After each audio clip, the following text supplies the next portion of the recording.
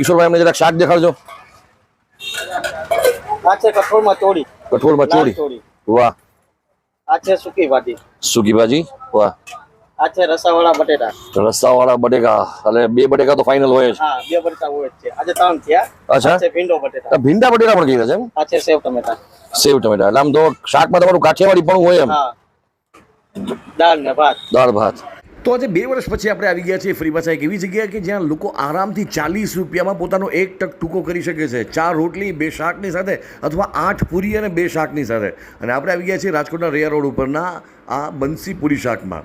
દોસ્તો કોઈ food પ્લેસનો video viral થઈ ગયો હોય ને ત્યારે સામાન્ય રીતે એક વસ્તુ જોવા મળી જાય કે 1 કે 2 મહિનાની અંદર ત્યાં વસ્તુના ભાવ થોડાક વધી ગયા હોય છે. પણ અહીંયા 2 વર્ષ પછી પણ મેં જોયું અને મને ખૂબ આશ્ચર્ય થયું કે જે સર્વિસ એમણે શરૂઆતની આપી હતી એ જ સર્વિસને એ જ ભાવ સાથે આજની તારીખે પણ લોકોને એ પૂરી શાક અને રોટલી શાક ખવડાવવામાં આવી રહ્યા છે.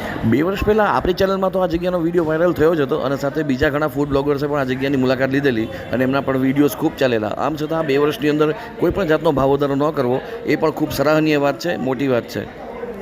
હું તમારો વિડીયો જોયા પછી પહેલી વખત જેદુનો અહીંયા કન્ટિન્યુ જવું 1.5-2 વર્ષ એને ફોલો કરીને જ હું અહીંયા આવ્યો. પછી એમાં કઈ લાગ્યું કે વિડીયોમાં હતું એવું છે કે એમાં કઈ નહીં? નો ડાઉટ એની કરતા સારું. અહીંયા રેયા સર્કલથી આલા ગ્રીન સિટી સાઈડ જાઓ એટલે રસ્તામાં આવશે સેલેસ હોસ્પિટલ અને ટ્રિનિટી ટાવર. એની એક્ઝેક્ટ સામેના ભાગમાં થોડુંક